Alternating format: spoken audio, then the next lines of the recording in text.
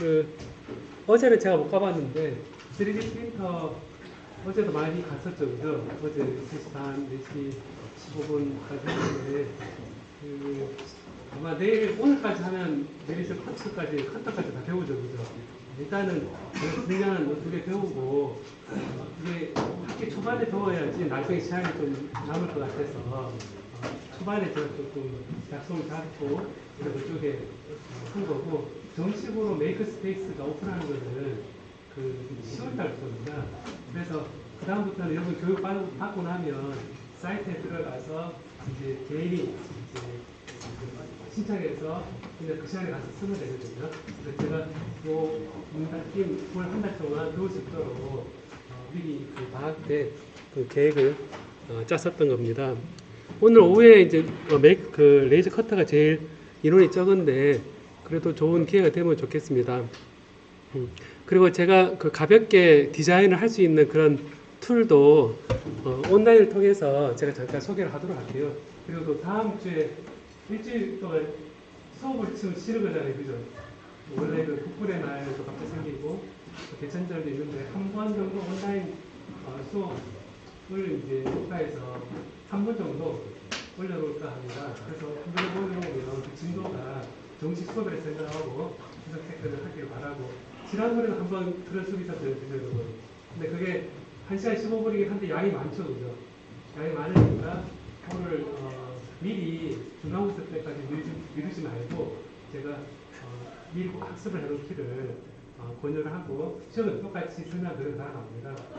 제가 그 블랙보드에다가 이제 작년 중간고사 문제 올려놨었죠, 그죠, 여러분? 그 보면 수업에 조금 실수도 있고 하다 보니까 방향을 못 찾는 경우에 제가 수업 시간에 어떤 얘기 했는지를 중심으로 잡고 그 근처를 이제 뭐가 맞다 안 맞다 점점점 이해를 잘 하는 거가 제일 중요합니다. 그래서 실습할 때도 그 실습하면서 그 실습을 어떻게 해야 되냐에 시험이 나오진 않지만 그걸 연상시키는 데는 도움이 되지 않을까 싶습니다. 자, 그러면 지금 하고 있는 부분이요.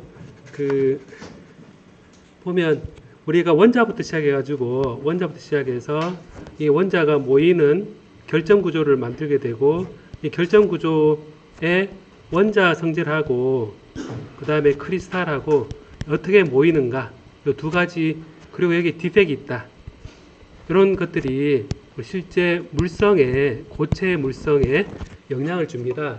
그러다 보니까 기계적 성질, 또 전기적 성질, 화학적 성질 이런 것들이 이 원자와 결정 구조에 따라서 결정이 된다는 거.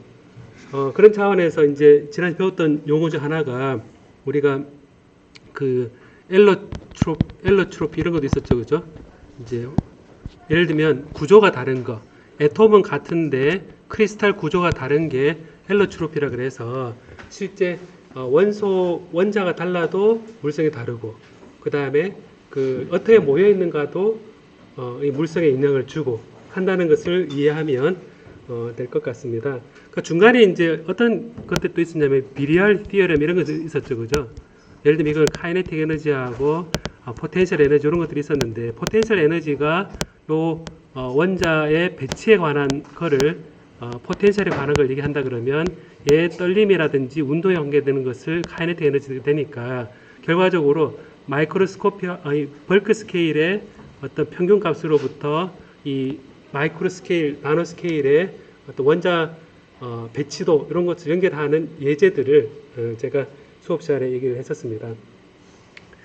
자, 그러면 이제 우리가 이런 그 결정 구조하고 애톰을 연결 짓는 게 지금 가장 큰 그 숙제인데 1장이 제일 복잡하거든요, 여러분. 1장이 이 커버하는 범위가 굉장히 넓습니다. 재료공학도 있고 화학도 있고 넓다 보니까 여기에 이제 좀 헷갈린 부분이 있을 텐데 2장 부분이 조금 전기적 성질이 있어서 이게 조금 더 와닿을 수도 있습니다. 그 다음에 이제 3장, 4장 요 부분은 이제 4장 파트가 구체적인 반도체 얘기로 들어가니까 아무래도 이런 그 일반적인 재료에 관한 성격을 배운 상태에서 반도체를 아는 거하고 얘는 전혀 모르는 상태에서 반도체만 알면 약간 사상 누각처럼 그런 기초가 약한 거가 되겠죠, 그죠? 그래, 요 보면 정의 성질이 요 2장에서 하고 3장 파트는 양자역학적인 파트입니다. 그래서 여러분이 이제 전기전자공학과에서 양자역학을 배우는 가장 기존에 배우는 파트가 중간 이후에 3장 파트거든요. 그래서 그렇거든요.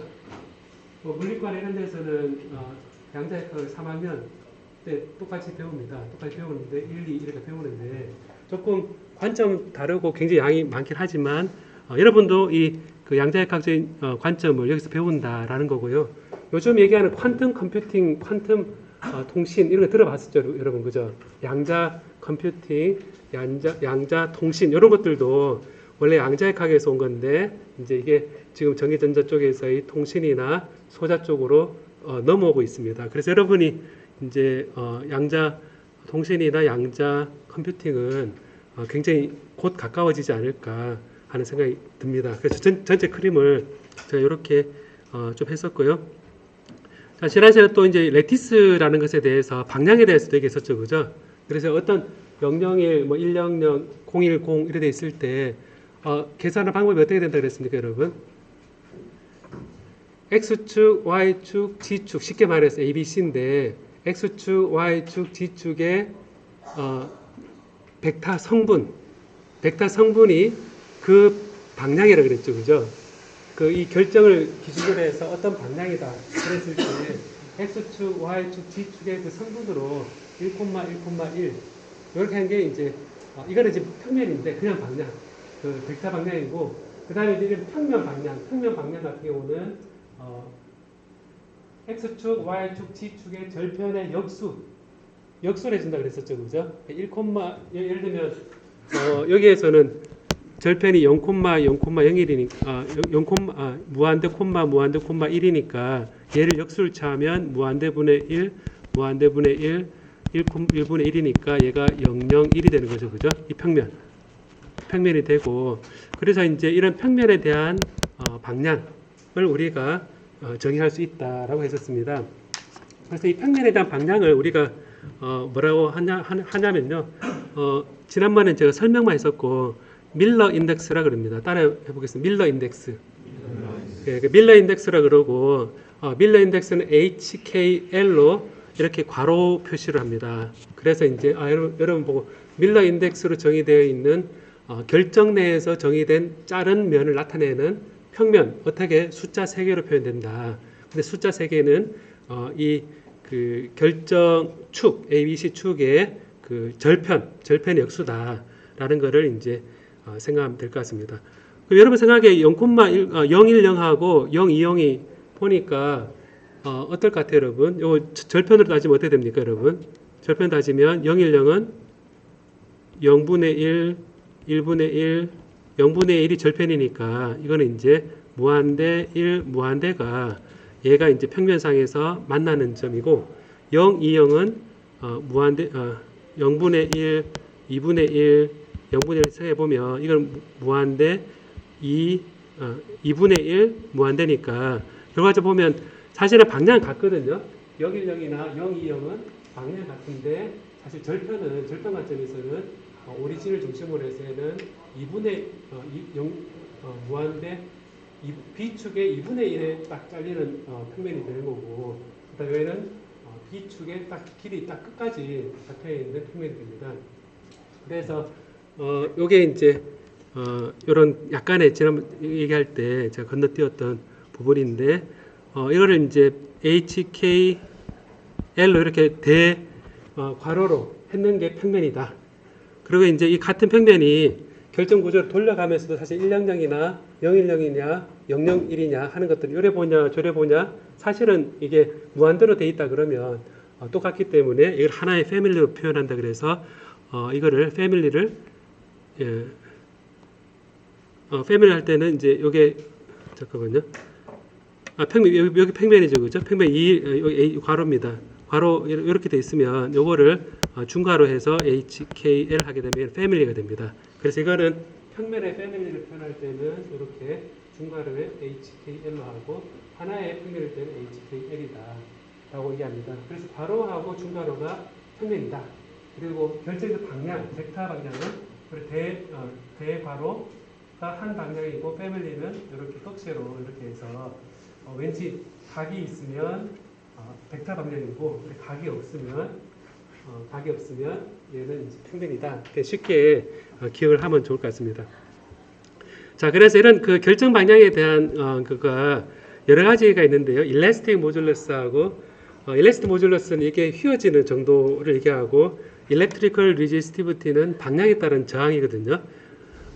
방향에 따른 저항인데 이게 이제 이런 겁니다. 보면 구리 같은 경우는 이렇게 FCC 구조를 가지고 있고 아연은 테트라고널 구조를 가지고 있습니다. 기본적으로 아연은 테트라고널이고 그 다음에 이제 기본 구조 큐빅 구조가 FCC 이게 카파인데요.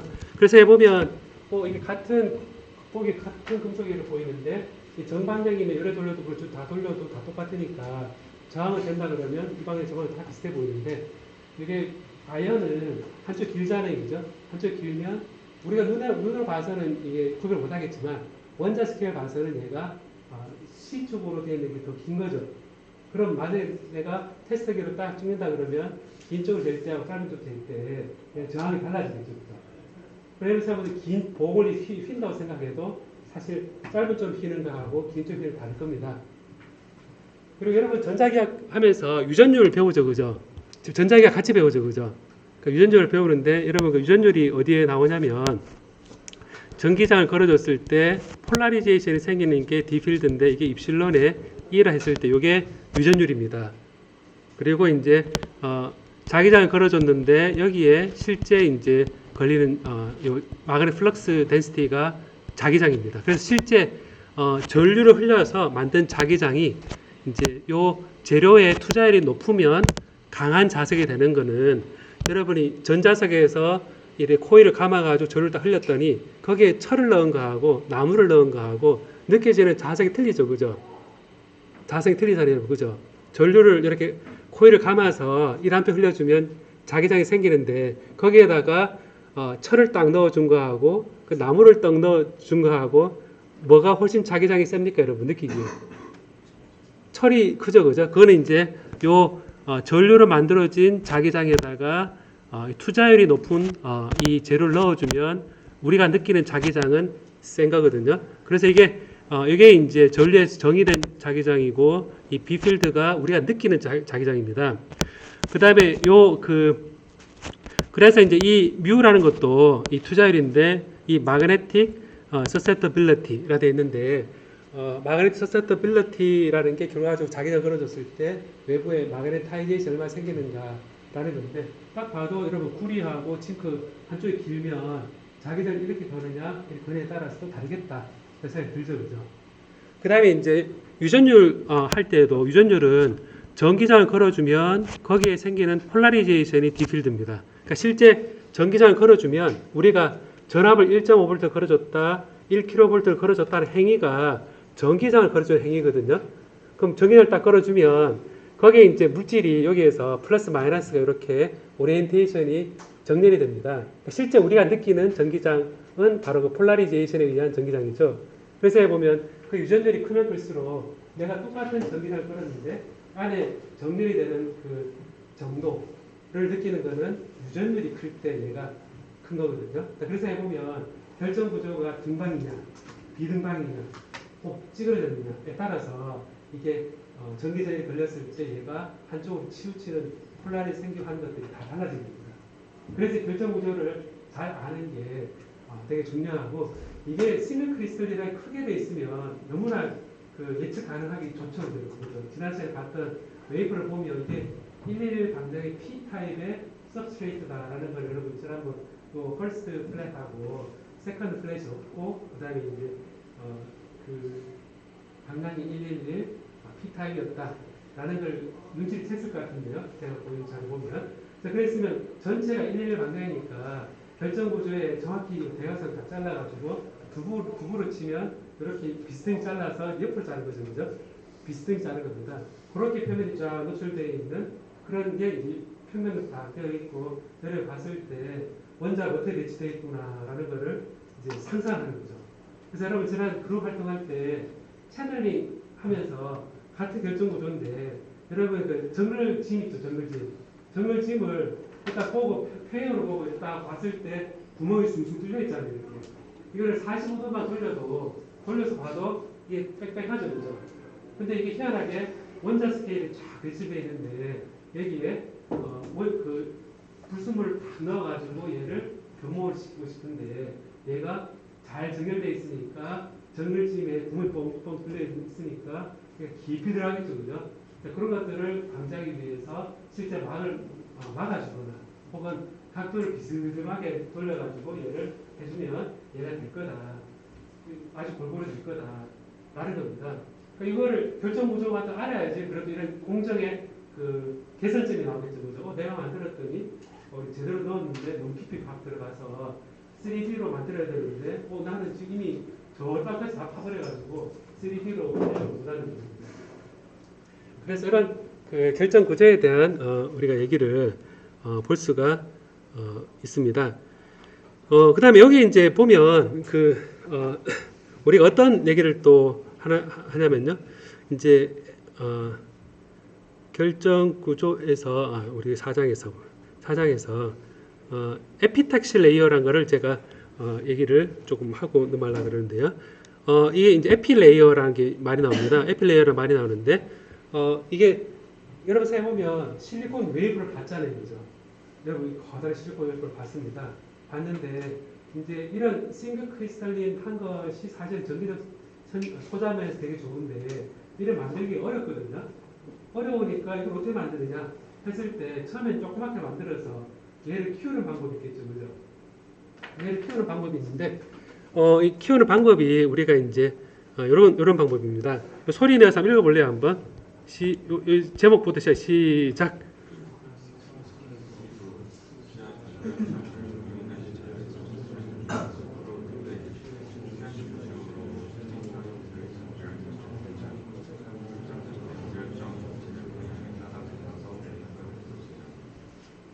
옆에 오른쪽 그림에 보입니까, 여러분? 예, 웨이프가 쭉 올려왔고, 지난 시간에 제가 가져온 거는 얘를 이런 덩어리가 있으면, 인곳이라 그러는데, 이 덩어리가 있으면, 그걸 잘라가지고, 레이어를 잘라가지고, 하나의 면을 들고 온 겁니다.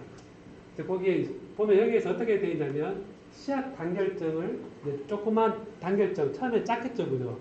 작은 단결점을 줄에 매달고 이렇게 넣어주는데, 천천히 녹인 상태에서 밑에는 실리콘이 나노가 있으니까 여러분 생각하면 마그마잖아요. 마그마. 화산에 이제 이게 지구 내에서 거기 터져가지고 나오는 다 돌이 녹은 거잖아요, 그죠? 그래서 해보면 그 실리콘이 녹아는 이런 마그마가 수 있는데 실리콘 단결점을 조그만데 넣어서 천천히 돌리는 겁니다. 천천히 돌리면서 그러면 녹은 실리콘이 붙는데 어떻게 붙냐면 천천히 돌리기 때문에 얘가 씨앗 단결점과 같은 모양을 붙습니다. 자, 여러분 그거 생각했을 때 줄서라 그랬을 때 한 사람 불러서 줄 여기 세우고 난 다음에 천천히 줄서라 이렇게 하면 그 뒤에 차곡차곡 붙겠죠, 그죠?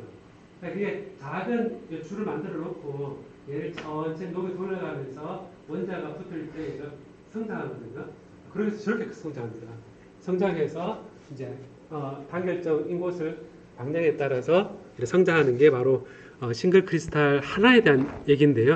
한 개의 웨이퍼에 대해서 전체가 다 이렇게 단결점으로 되어 있는데 우리가 때로는 어떤 걸 하고 싶으냐면 밑에는 실리콘인데 위에는 갈륨 아르세나이드다. 예를 들면 다른 종류입니다. 다른 종류의 재료들인데 밑에는 전원체고 위에는 반도체 다른 데 올린다 그러면 여러분 생각에 요 가지의 실리콘이 있고 요 실리콘이 있으면 두 개의 재료가 다르면 얘가 잘 붙겠습니까? 안 붙겠습니까? 잘 안 붙죠, 그죠? 만약에 재료가 많이 다르다면 가장 중요한 게 뭐겠습니까? 이 특성이 얘 잘 붙을 것인가, 잘 안 붙을 것인가 결정하는 게 제일 뭐가 있겠습니까, 여러분? 두 개의 재료가 달라요. 되게 다른데 한 덩어리가 어차피 성장을 하는데 밑에는 실리콘이고 위에 이래 있는데 이게 A라는 물질 위에 B라는 물질이 단결점으로 이렇게 결정체 모양 그대로 올라가는데 얘 둘 사이에 뭐를 보면 얘가 잘 성장할 것 같다, 뭐가 잘 성장하지 않을 것 같다 그렇게 하는지 제가 10초만 생각하게 해줄게요.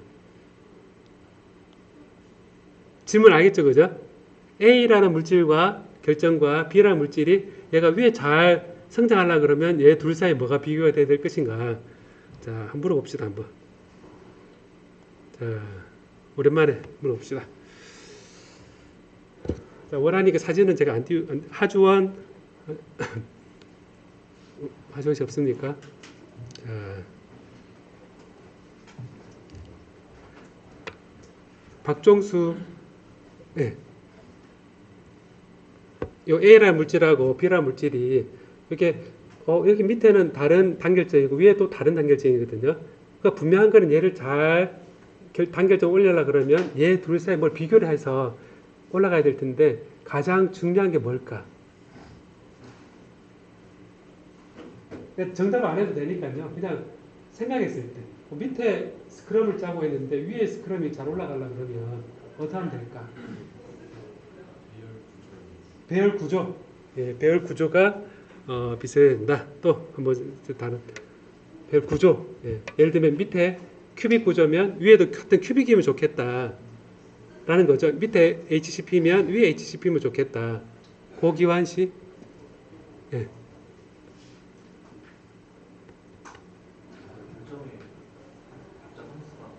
격자 상수. 예, 격자 상수. 예. 자, 격자 상수가 중요하겠죠, 여러분. 그죠? 밑에는 그 실험 선수들이 다 스크럼 짜고 있는데 위에 최초 선수, 이렇게 초등학교 1학년들이 1학년 학생이 뭐 이렇게 실험 선수들이 이렇게 스크럼 짜고 위에 올라가서 다시 스크럼 짜야 된다 그러면 간격이 틀리잖아요, 사람마다 간격이. 그죠? 다르니까 그 위에 올라가면 어떤 상황이 생겼습니까? 밑에 학이 뱃살 따라가려고 다리가 찢어져도 안 될까요? 뱃살 학을 항체를 따라가려고 그러면 보면 올라갈 때 길이 같아야지 얘가 잘 올라가는데 길이가 다르다 그러면 어떨 것 같아요, 여러분? 위에 쪽이 짧으면 어떨 것 같아요? 위에 쪽 짧으면 레티스 칸스터 짧으면 위에 입장에서 어떤 걸 받을 것 같아요? 위에 있는 것은 이렇게 당겨지는 인장을 스트레스를 받겠죠, 그죠? 받을 거고 만약에 밑이 짧고 위에가 밑이 길고 밑이 짧고 위에가 길면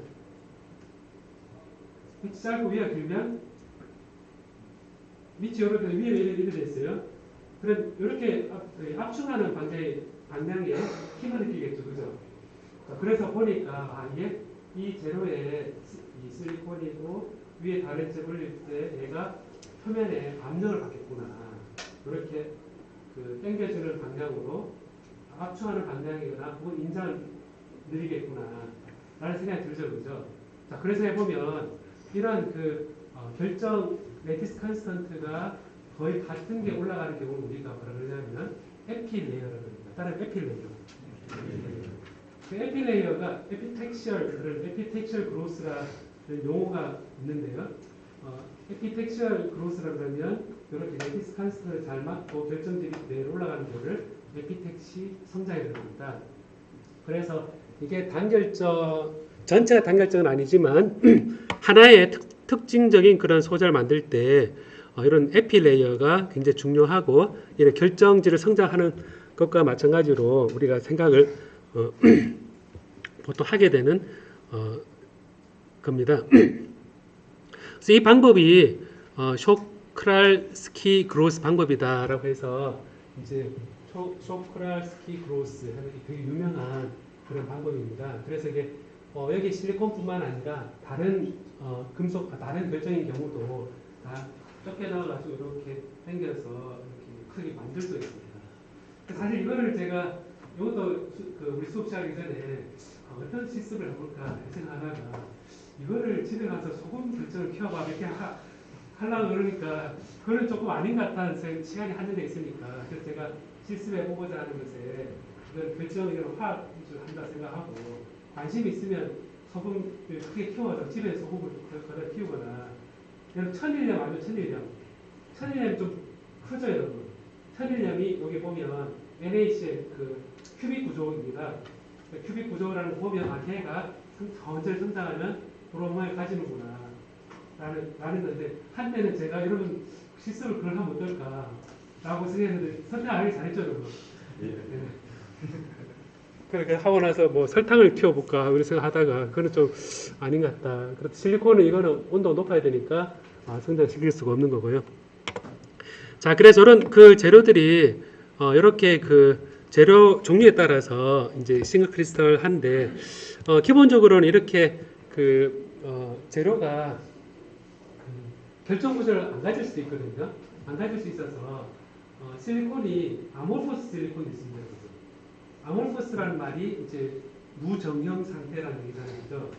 아노미 상태다. 뭐 이런 아노미 상태 들어봤죠, 그죠? 그 정상이 아닌 상태. 아가 나시고 노미 노멀 상태가 아닌 아노미 상태처럼 아모르퍼스라는 게 모폴로지가 없는 상태가 이제 아모르퍼스 상태가 있는데 이거는 얘기한 것처럼 롱 레인지 오더가 없다라는 겁니다. 그래서 이거는 무질서하게 되어 있는데 이 실리콘 옥사이드가 이제 이게 비정질 실리콘 옥사이드도 있거든요. 그래서 유리질 비트리어스 실리카가 유리질 실리카입니다. 여러분이 창문이 유리잖아요, 그죠? 그 유리가 SiO2입니다. SiO2고 유리질은 거기 결정질이 아몰포스합니다. 글래스 라이트합니다. 제 유리하고 여러분 그 실리콘 그 옥사이드에 산소를 다 빼내면 지난 시간에 봤던 웨이퍼가 된다는 게 신기하지 않습니까, 여러분? 딱 봐도 다르잖아요. 유리질은 투명하고 그 다음에 얘가 웨이퍼가 딱 되니까 빛을 다 흡수해서 밴드갭이 있으니까 얘가 작은 밴드갭이니까 얘가 빛을 흡수해서 까맣게 보이는 거죠, 색깔이. 자, 그래서 지금 비정질 SiO2가 있고 이게 퀄츠라 그래서 여러분 퀄츠라고 해서 이게 이제 같은 유리인데 정질 이 결정질의 유리가 되면 얘는 녹는 점이 굉장히 올라갑니다. 자, 그래서 이런 거를 이제 글래스를 이제 결정질이 제대로 되기 전에 바로 급냉시키는 거. 예를 들어서 여러분 이렇게 다 앉아 있잖아요, 그죠? 제가 만약에 이렇게 사고 치료입니다. 자, 이렇게 다 나오세요. 그러면 우르르 다 나오겠죠, 이렇게. 다는 다 하고 있습니다. 자, 그러면 막 하고 있는데, 자, 1초 만에 되돌아가라. 딱 제가 얘기를 했어요. 그럼 딱 생각에 예고 없이 1초 만에 되돌아가라 그랬을 때, 그 1초 후에 어떤 상황이 될 것 같아요? 어떻게 될 것 같아요? 다 중간에 서 있지 않겠어요? 다 자리 있지 않고 다 중간에 서 있을 겁니다. 자, 그게 뭐냐면, 이게 어떠한 재료라도 녹였다가 얘를 갑자기 팍 시켜버리면, 초당 10,000도씨를 팍 떨어뜨립니다. 금속도 원래는 얘가 잔입치거든요.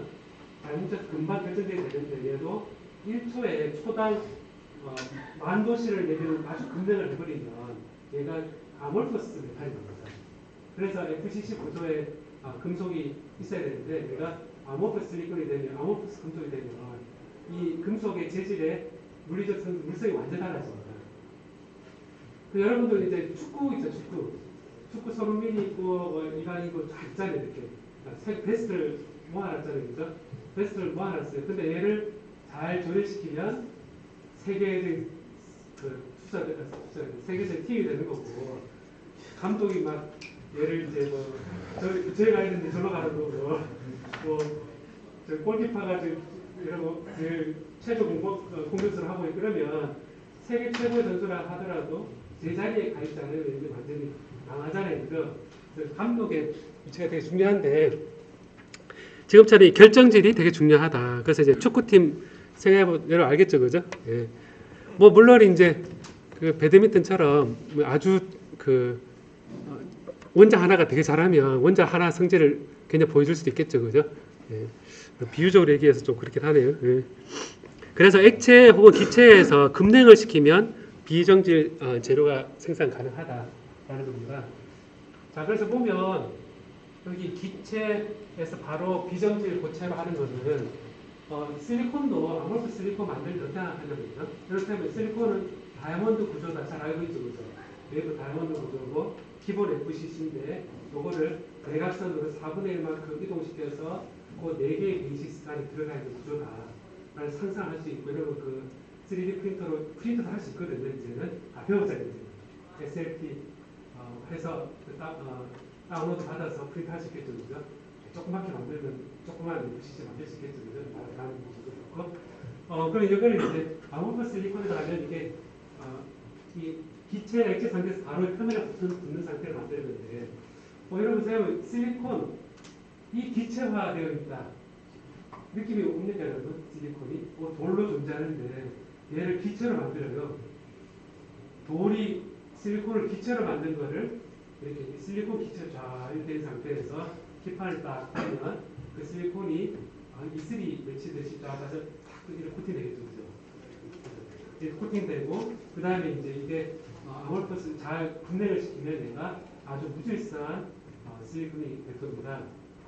근데 이제 싸게 만들 수 있거든요. 이거는 금방 넣었다 뺐다 하면 코팅이 될 거잖아요. 그죠? 그래서 근데 아몰퍼스 실리콘 만들 때 그런 기체화되어 있는 요거를 이제 이게 실리콘 수소가 4개 붙어 있는 실리콘에 수소가 4개 붙어 있는 요 하면 가스가 돼요.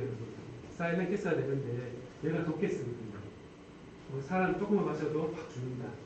서에 보면 그래서 이런 반도체 재료 고체 상태의 거를 기체에서 고체로 표면에 에피 레이어를 키운다, 아몰퍼스 레이어를 키운다 그랬을 때 다 독가스입니다. 독가스니까 그런 재료들이 이제 이런 재료 생산에 많이 쓰인다라는 겁니다.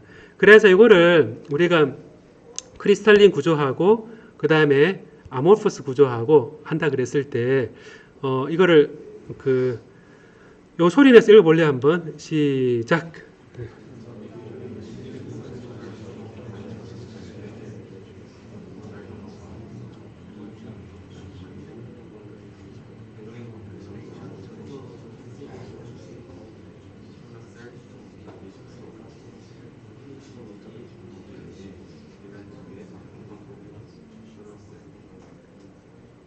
네, 보입니까?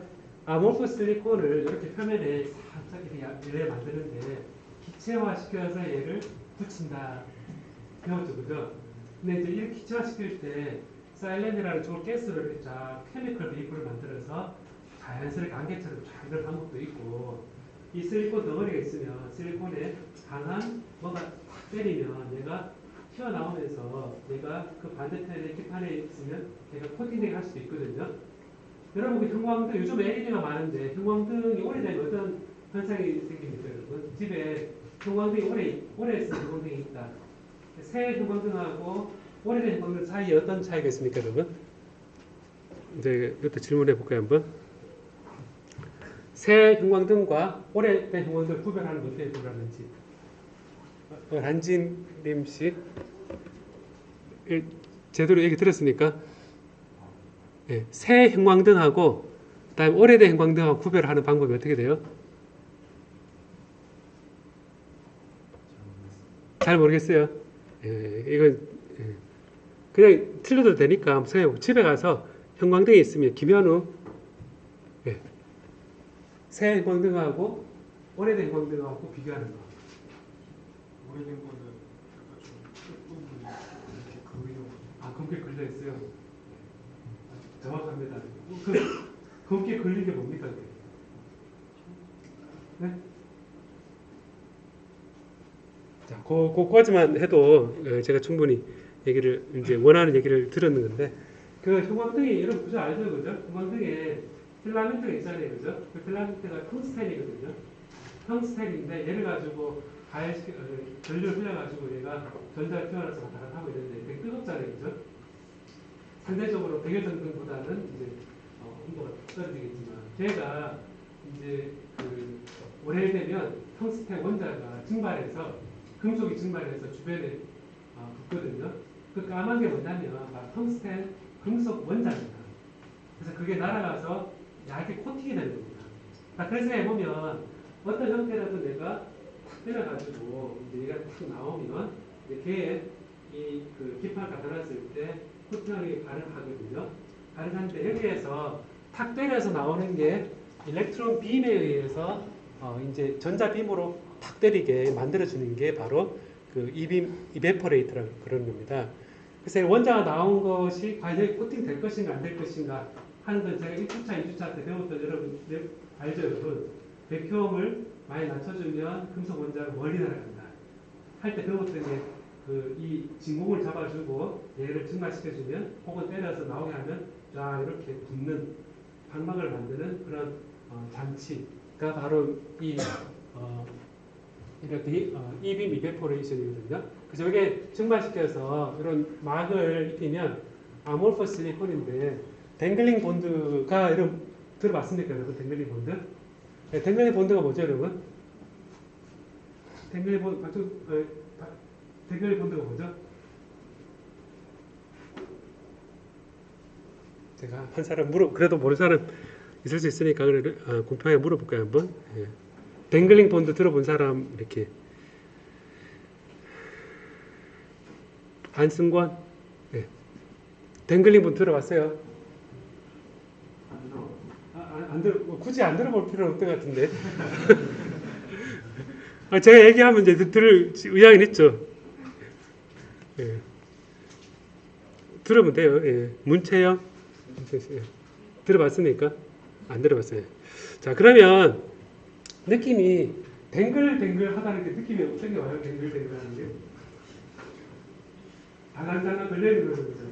거의 달랑달랑 걸려있는데 여러분 그 그룹 활동할 때 처음 다 돌 짰잖아요. 그죠? 돌 짰는데 한 1주, 2주 지나니까 처음에 이제 수강 신청을 변경하고 그 다음에 이제 한두 번 안 나오고 이러다 보니까 낙동강 5개월 된 친구들 있죠. 그죠? 그죠? 그럼 왜 그 친구들이 댕글링 본드라고 생각하겠죠? 뭐 달란다 결합이 안 돼 있는 상태입니다. 결합 안 돼 있는 상태니까 결과적으로 안정이 돼야 되잖아요. 그죠? 제가 찾아서 이거 말하면 딱 붙이고 있잖아요. 그죠? 딱 붙여가지고 그 다음 어떻게 돼요? 안정이 돼야 하거든요. 그래서 제가 그룹 활동을 매일 보는데 보면 조가 계속 바뀌는 조가 있고 조금씩 계속 처음부터까지 똑같은 조가 있습니다. 조가 있는데 똑같은 조는 굉장히 안정된 조고 계속 바뀌는 경우는 애톰이 왔다 갔다 하는 그런 댕글링 본드가 있는 거죠. 그래서 이걸 안정화시키는데 패시베이션이라는 반도체에서 똑같거든요. 이런 걸 처리하면 되게 불안정합니다. 그래서 이제 수소 같은 걸로 끝에 수소가 제일 간단하잖아요. 그죠? 팔 하나 딱 있으면 수소를 쫙 보내면 하나에 다 이렇게 붙어버리니까 얘가 그 다음 게 안 붙어버리니까 이게 우리가 보호막으로 작용할 수 있거든요. 이런 것들이 반도체 할 때에도 전체 그 특성을 알려주는 좋은 예입니다.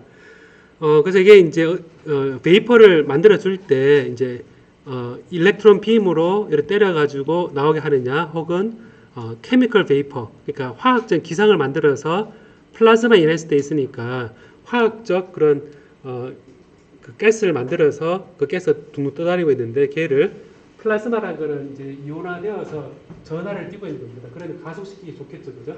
그래서 이제 케미컬 베이퍼를 만들어서 이온화시켜서 걔를 한쪽 방향으로 전압을 가해주면 날아가서 탁 부딪혀서 막이 생깁니다. 거기에 이제 전극을 딱 만들어서 P타입이다, N타입을 만들어서 걔가 바깥에 나오는 게 솔라셀 형태가 되거든요. 그러면 이거는 이제 반도체 공학 2에서 아마 솔라셀 그런 것들을 이제 실제 작용하는 거를 이제 배우게 되는데, 이런 것들을 이제 그 공학관 지하 1층 있죠. 공학관 지하 1층에 이런 걸 만드는 장치가 있어요, 여러분. 그래서 이게 지나가다가 공학과 하다가 맨날 왔다 갔다 하기만 하지 말고 지하에는 뭐가 있을까 한번 가보는 것도 괜찮거든요. 공학관 지하에 가본 적 있는 사람 손 한번 들어보세요. 한번. 공학관 지하. 그럼 공학관 지하 그때가 물어보자. 네. 이것도 물어봅시다. 김삼. 예. 김삼 씨. 예. 안 가봤습니까? 근데 지나갈 일은 많지 않았습니까? 못 가봤어요? 예. 그 신공학과 지하는 가봤습니까? 언제요? 야, 지금. 자, 보면 차이가 지하에 가봤습니까, 여러분? 네. 차이 지하에 뭐 있을까요? 실험실, 실험실이 있고. 그럼 공학과 지하에 뭐가 있을까요? 실험실. 실험실 있어요. 실험실 있는데 공학과 지하에는 공동 실험실이 있거든요. 그래서 반도체 공정하고 그다음에 제가 물성 전자 시간에 배우는 막을 익힌다든지, 그다음 결정 구조가 이렇게 보면 이게 100 방향인지 111 방향인지 알아내야 되잖아요. 제가 111 방향에 P 타입 하면서 이자른 모양으로 퍼스트 플레이스 보고 이게 111의 P 타입이다 이래 알려줘서 믿는 거지. 제 말을 못 믿으면 증명을 해야 되잖아요. 이게 111 맞나? 이거 맞나? 증명해야 되잖아요. 그걸 들고 가서 또 공학과 지하에 가서 자 이거 111 무슨 얘기했는데 이게 맞냐 검증해 주세요. 딱 그러면 누군가 손 들면서 검증해 줄게 하면서 대시 잘라와야 할 겁니다. 그런 이제 그런 엑스레이 디프렉션이라고 해서 이제 그런 실험 장치들이 있는 방입니다. 나중에 한번 심심할 때 공학 왔다가 갈 데 없고 그럴 때 한번 지하에 가봅시다. 알겠습니까, 여러분? 예, 지하에 가봅시다. 그 저거를 그 아몰포스 혹은 크리스탈린 했을 때 얘가 전기적 성질이 다르다라는 걸 이론적으로 증명한 분들이 이분들이거든요. 1977년 보면 모트인데 소리 내서 읽어볼래요 한번? 여기까지 두 줄 시작.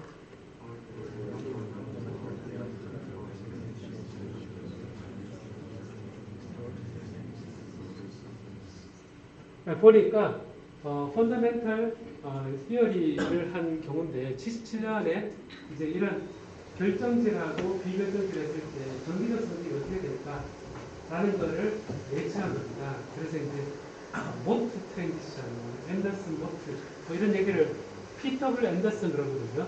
P.W. 앤더슨, 반 블랙, 그다음 에르프 모트 이라는데 이 사람들이 이제 한 이론이 이제 현재도 많이 활용이 됩니다. 현재 활용이 많이 되어서 이제 이런 70년대 이제 물리학 나온 게 지금 이제 차세대 반도체 재료 혹은 플렉서블 반도체 혹은 휘어지는 디스플레이에 들어가는 원리라든지 특성에 바로 적용이 되고 있습니다.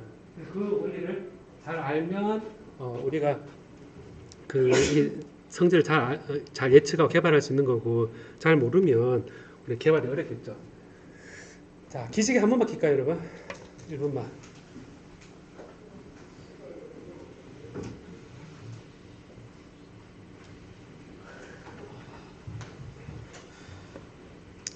자, 그러면 제가 조금 더 하고요. 그 다음에 그룹 활동 해볼까 하는데요. 우리가 이제 제가 싱글 크리스탈도 얘기하고 그 다음에 이렇게 아몰포스도 얘기하고 중간에 폴리실리콘이거든요. 폴리 크리스탈인데 약간 중간입니다. 크리스탈 구조가 조금 더 큰 거, 아예 없는 건 아몰포스고 크리스탈린 제로가 있고. 결과를 보면 우리가 물성 전자공학이다 그랬을 때 과목에서 전자 산업에 쓰이는 그런 재료들이 많이 있는데 그 재료의 물성이 얼마나 전자공학의 전자 산업에 쓰이는지 그거를 잘 알게 하고 잘 아는 상태에서 개발을 한다거나 쓰면서도 이제 그 특성을 알게 되는 그게 한 게 이 과목의 목적인데요. 우리가 이제 페이즈라는 게 이제 물질에 대한 상입니다. 여러분 그 리퀴드 페이즈, 그 액체다, 그다음 고체다 그랬을 때 우리가 관점은 고체인데요. 보면 이 페이즈라는 거는 같은 조성, 구조, 특성을 가진 재료입니다. 예를 들어서 물과 기름은 잘 섞입니까, 여러분? 물과 기름을 섞으면 잘 섞여요. 안 섞이잖아요. 분리되잖아요, 그죠? 분리되기 때문에 물과 기름이 있는 것은 하나의 상이 아닙니다. 두 개의 상으로 페이스, 세퍼레이션, 세그레게이션 이렇게 페이스가 나눠지는 거거든요. 그래 이런 것을 해보면 가는 모래하고 붉은 모래하고 잘 섞어놨어요. 잘 섞여 있죠, 그죠? 가는 모래하고 붉은 모래 잘 섞여 있습니다. 잘 섞여 있을 때는 걔를 하나의 페이스로 볼 수 있습니다. 그래서 이제 잘 섞여 있는 액체에 잘 섞여 있는 골고루 혼합되어서 결합되어 있는 경우가 이제 솔리드 마찬가지거든요. 솔리드도 이제 그 일종의 솔루션 녹아 있는 형태인데 소금물이 있으면 물하고 소금을 구별할 수 있습니까, 여러분? 소금물 딱 보면서 소금물을 구별할 수 있습니까, 여러분? 눈으로 딱 봐도 저게 소금이고 저게 물이다 이래 안 되잖아요. 그냥 소금물이잖아요. 하나에 되어 있습니다. 이게 고체일 때도 마찬가지거든요. 고체일 때도 마찬가지라서 여러분 혹시 마시멜로인가요? 그 초코파이 들어 하얀 거 있을 때 걔 주성분은 뭡니까? 뭐 설탕, 뭐 계란 이런 거 아니겠어요? 근데 딱 보면서 이거는 설탕이고 좀 구별됩니까? 안 되죠. 그냥 섞여있죠. 혼합 물에 그 덩어리에 한 페이스입니다.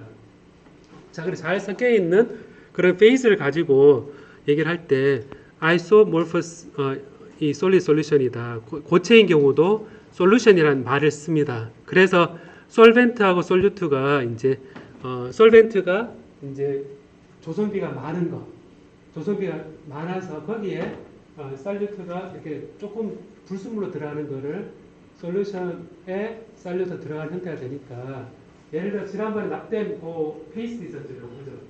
그게 있으면 납하고 저기 틴하고 주석, 납하고 주석이 있으면 납이 많을 때는 납이 솔루션이고 주석이 이렇게 솔루트로 인트리트 들어가서 잘 섞이는 거고 이 주석이 많고 그 다음에 납이 좀 적어서 들어가서 잘 섞이는 거하고 이렇게 그게 하나의 베이스가 되거든요. 베이스가 되고 그래서 그런 거를 가지고 어떠한 상으로 될 것이냐라는 게 이제 우리가 페이스 가지고 뭐 온도라든지 그다음 압력이라든지 이런 걸 가지고 우리가 이 페이스의 형태를 결정해 놓은 거를 우리가 뭐라 그러냐면 바로 페이스 다이어그램이다 라는 얘기를 합니다. 그래서 이런 솔루션 속에 들어갔을 때 페이스 다이어그램이 있는데 소리 내서 읽어볼래요 한번 시작.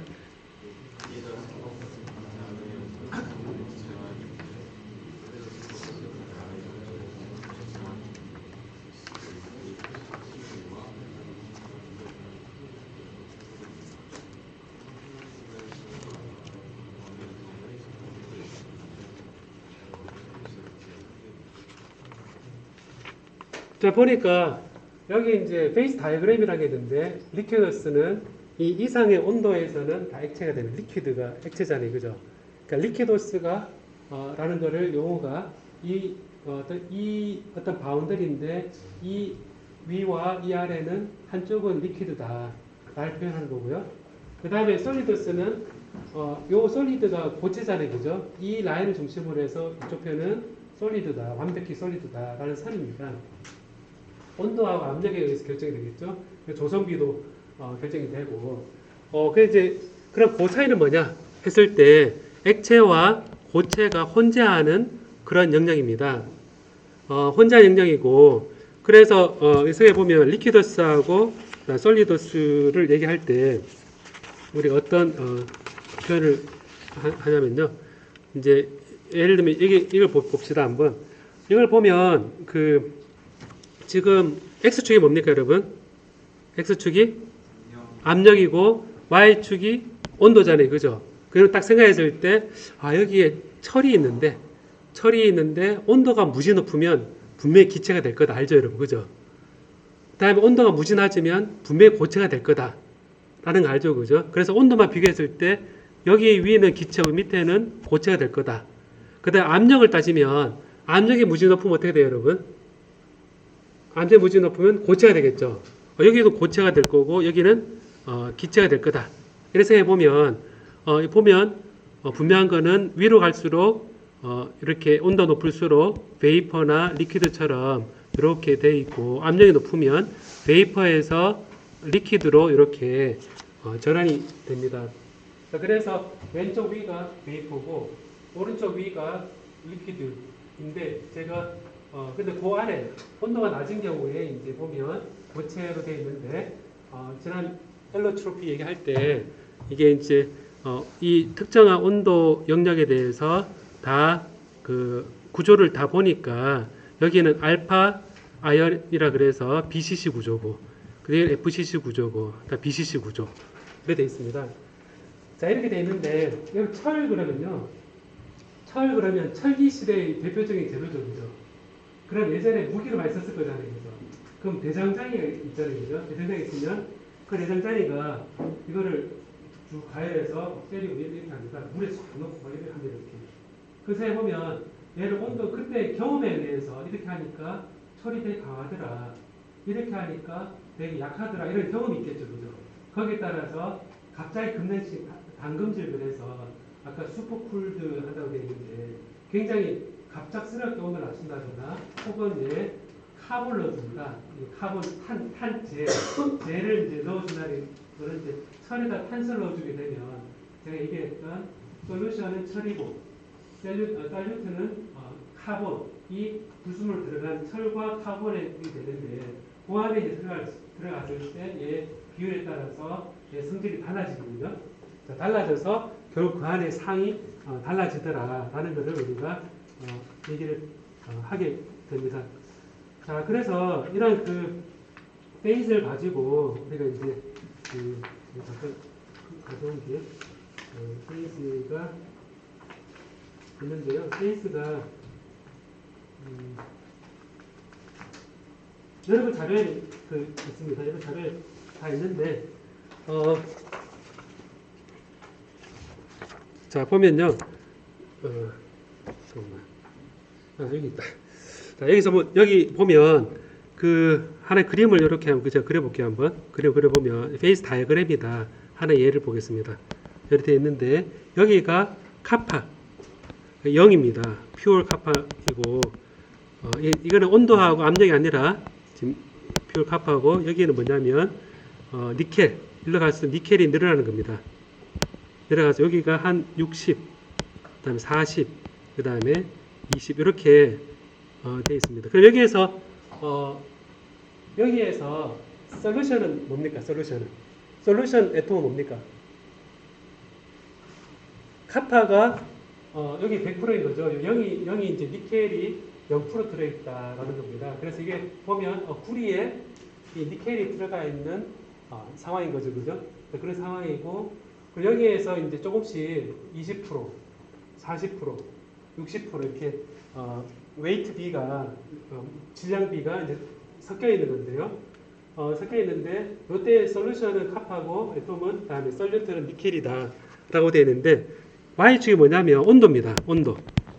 자, 온도인데 여기에서 온도 올라가면 이 구리하고 니켈이 섞여 있는 게 다 뭐가 되겠습니까, 여러분? 뭐가 되겠습니까? 리퀴드가 되거든요. 자, 리퀴드가 됩니다. 리퀴드가 되니까 그럼 아래는 뭐가 되겠습니까, 여러분? 아래는 고체가 되겠죠, 그죠? 그래서 보면 리퀴드하고 솔리드 되어 있는데 이게 퍼센트에 따라서 요거를 이제 퍼센트를 바꿔가면서 해보니까 어떤 일이 생겼냐면 여기서 보니까 요 위는 다 리퀴드더라. 그다음 요 아래는 다 솔리드더라 이렇게 된 겁니다. 요 밑에는 다 솔리드고 요 위는 다 리퀴드입니다. 요 중간은 뭐겠습니까, 여러분? 솔리드와 리퀴드가 섞여 있는 구간입니다. 여러분 물 같은 경우는 순수한 물은 100도실 중심물에서 기체와 액체가 정확히 나뉘지죠, 그죠? 근데 100도씨에서 혼재되어 있잖아요, 그죠? 그래서 보면 요 위에는 다 리퀴드로 되어 있고 그 다음에 여기에 딱 점이 생기면 요 점만 봅니다. 생기면 어떤 일이 일어나겠습니까, 여러분? 온도를 위에서 낮춘데 쭉 낮췄어요, 여러분. 낮췄는데 조점을 딱 만났어요. 그럼 어떤 일이 딱 생겼습니까? 그걸 보니까 위에가 리퀴더스 라인이고 아래가 솔리더스인데 여기에서 보면 여기 입장에서는 여기가 더 내려가면 솔리드로 바뀌는 거, 솔리드가 생성이 되겠죠, 그죠? 생성되고 요 밑에는 다 솔리드입니다. 요 사이에는 혼합물이 생기는데 뭐냐면 이제 보면 여기에 이렇게 봤을 때 석출이 되는 거는 여기에 해당되는 요 온도에서 석출이 안정된 고체는 2%입니다. 그래서 여기 퍼센트는 이 포인트에서 요 상을 보면 전체는 위에서는 다 리퀴드였는데 아래는 리퀴드하고 조그만 결정질이 석출이 되는데 이 결정질은 이 솔리더스 라인을 따라가서 생기는 요 퍼센트에 해당되는 솔리드 덩어리가 생깁니다. 그리고 좀 더 낮추면 여기서는 여기 솔리드에 해당되는 솔리드 석출이 되고 리퀴드는 요 퍼센트를 가집니다. 더 낮추면 이 리퀴드는 여기에 해당되는 퍼센트고 여기에 해당되는 솔리드가 형성이 되고요. 그래서 여기 보면 온도를 낮춰가면서 보니까 고체하고 액체가 섞인 구간에서 리퀴드를 따라간 그 리퀴드의 퍼센트하고 그 다음에 솔리드를 따라간 이 퍼센트 두 개가 계속 세그레이션 되면서 각 온도에 대해서 이제 이 덩어리 상이 형성이 되거든요. 자, 그래서 이게 그 밑에 요 내려가면 이런 덩어리들이 이제 나눠지는 과정에서 이런 상들이 이렇게 바뀌게 되는 거거든요. 자, 이게 되는데 여러분 요게 제가 간단한 얘기만 했는데요. 이게 리퀴드스라고 했는데 굉장히 복잡한 얘들이 있거든요. 얘들이 있는데 그 얘들을 이제 적어도 문제를 좀 어려운 문제이긴 한데요. 그러다 한 15분 동안 여러분 그 그룹 활동하면서 굉장히 어려운 얘기인데 방금 이 얘기 들은 것만으로 리퀴드스, 솔리더스 가지고 이해를 100% 못해도 좋으니까 꺼내가지고 지금부터 40분까지 40분까지 한번 논의를 해보도록 합시다. 예.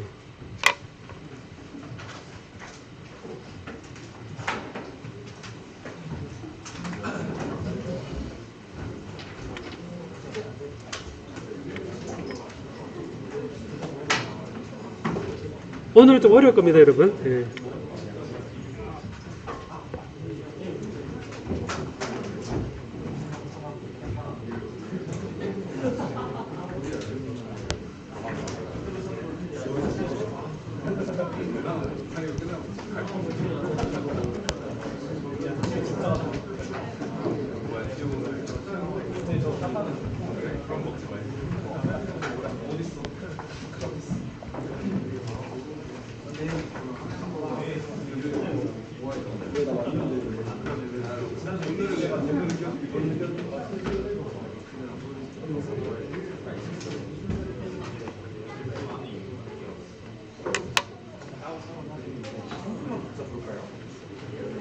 여러분 아이디어 좀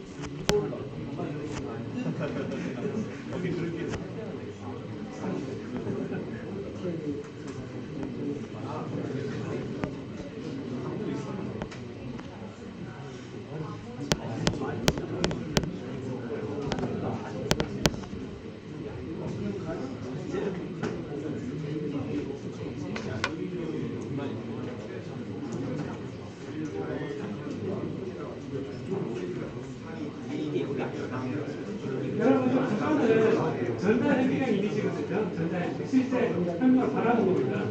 자, 저기 알루미늄 차로다 섞었더니 이렇게 두 개 다 나눠져서 상이 실제 보이는 거죠.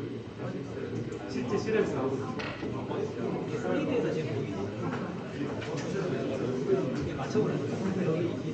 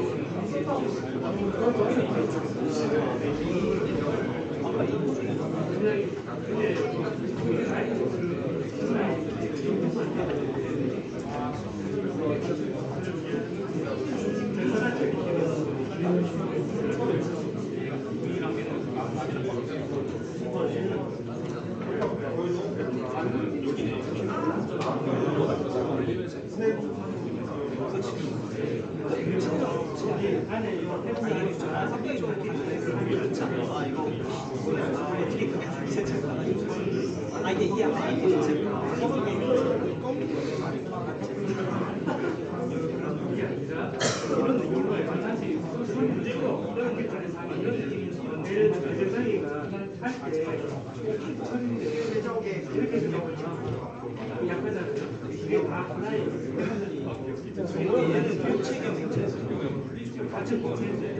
아니 얘는 고체계획. 얘가 고체계획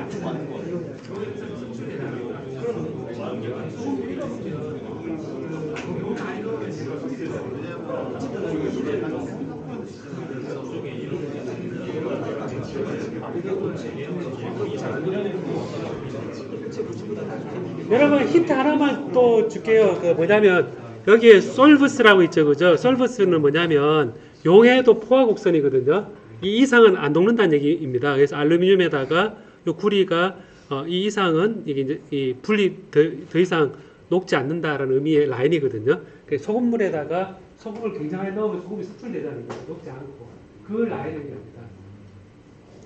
그래서 문제가 좀 어려운데요. 저거 보고 그냥 이 라인이 뭐지? 이 온도를 이만큼 올리면 내가 어떻게 되는 건지 내 대장장이는 이거를 열 처리할 때 어떤 당면 주도하고 이러면서 내가 뭘 하고 있는 건지 튼튼한 철, 덜 튼튼한 철 그게 다 하나의 베이스라고 그러거든요. 그 베이스 자체가 되게 복잡한데 그걸 논의하면서 이게 뭐지만 이해도 좋을 것 같아요. 해요.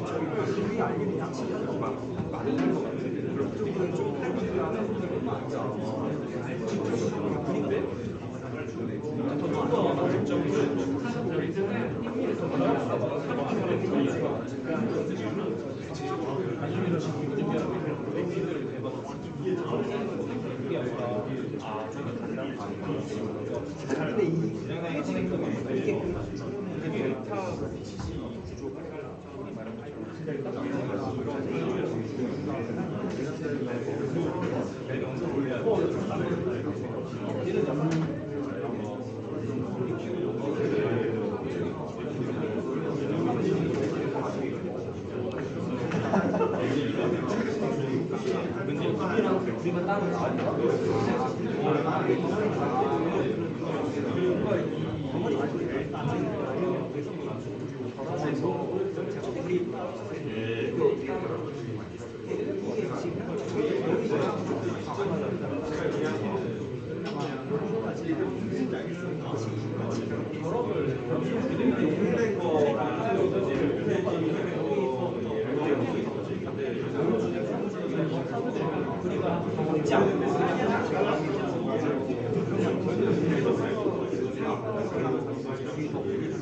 그래서 이 지점이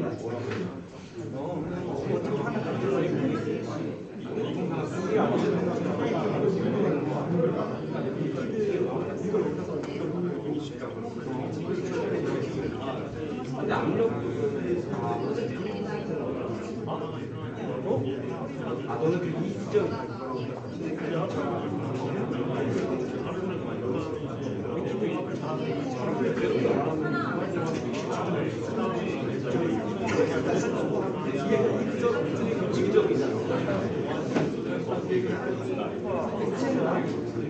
액체와 액체 있지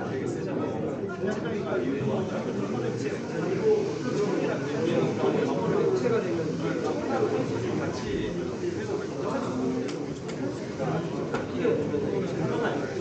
액체로 액체 안에 액체가 되면 그렇지 그러면 여기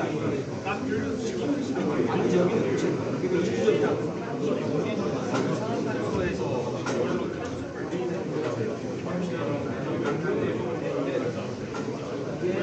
이거 아닌가요? 근데 이 사이에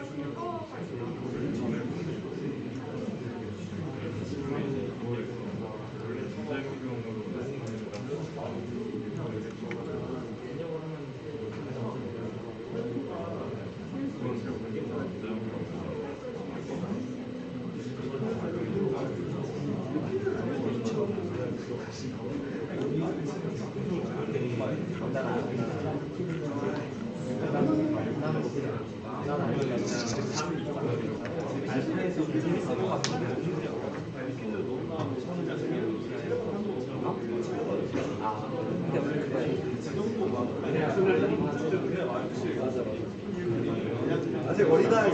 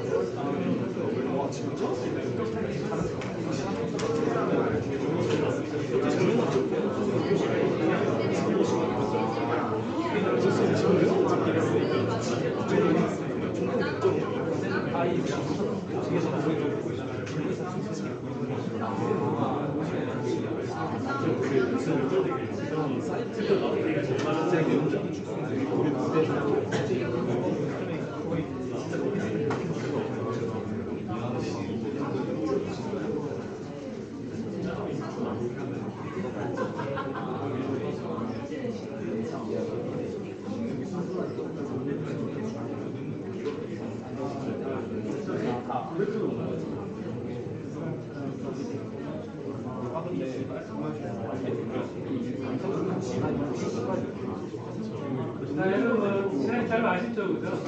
아시니까 아쉽지만 진짜 되돌아가더라고요. 아쉽지만 되돌아가더라고요.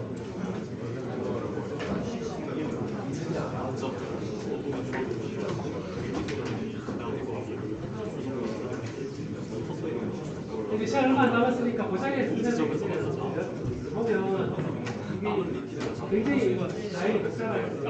그 라인 소개가 하나의 게이트라는 얘기거든요. 그리고 리퀴드하고 솔리드가 섞여 있는 것도 있거든요.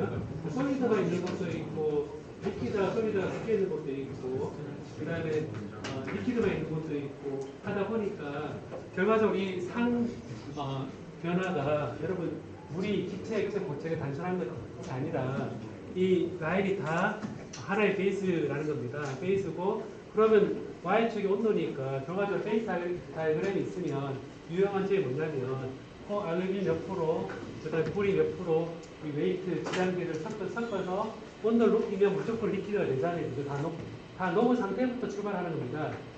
처음에 몇 퍼센트 섞어서 완전 녹여버리면 위에 올라가 있을 겁니다. 그러면 이제 출발점이 30%인 경우도 위로 쭉 올라갈 경우, 20% 쭉 오는 경우가 있는데 결과적으로 보면 이 퍼센트를 먼저 정하고 난 다음에 온도를 쭉 올려서 온도를 쭉 낮춰주면 이게 크로스하는 라인이 좀 달라지겠죠, 그죠?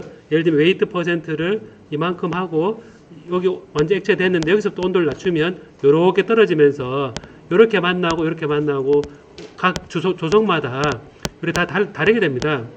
그러니까 이제 보면 여기에서 이제 이 그림은 희한하게 요 포인트, 유태틱 포인트에서 일어난 일인데 얘가 보니까 아주 예쁘게 상이 분리되어서 나타나더라 라는 거거든요. 전자현미경 이미지고 요 밑에 보면 요거는 이제 카본이잖아요, 그죠? 카본이 이제 철 속에 몇 프로밖에 안 섞여 있는데 온도 올렸으니까 철에다가 완전 액체 상태에서 카본을 넣어주는 겁니다. 콜타르 같은 게 여러분 그 용광로 그 포항 제철에서 그 콜타를 넣어주거든요. 그 카본을 넣어줍니다. 카본 넣어주는데 그때 이제 요 퍼센트에 따라서 리퀴드 상태에서 온도를 낮추면 이렇게 떨어진 경우도 있을 거고 이렇게 떨어진 경우도 있을 거고 있는데 그 지나는 포인트가 다 다른 상인 거죠, 그죠? 그래서 얼마나 많이 우리가 이 불순물을 넣어가지고 어떤 재료를 만들 수 있는가라는 건데요. 제가 이 부분을 제가 온라인 부분에다 다음 저체표 온라인 제가 보충 시간 있잖아요, 그죠? 이 그림을 잘 이해하고 그러면 이 리퀴드하고 고체가 섞여 있을 때 그러면 고체는 몇 프로냐, 액체는 몇 프로냐 하는 것도 계산할 식이 레버룰이거든요. 그 레버룰도 거기서 설명을 하도록 할게요. 오늘 그룹 활동의 가장 큰 목적은 그림을 보고 정답을 찾는 게 아니고 그림을 보면서 이게 뭐지? 라고 생각하는 거. 얘가 그룹 활동의 목적입니다. 알겠습니까? 네. 오늘 여기까지 하도록 하겠습니다. 네.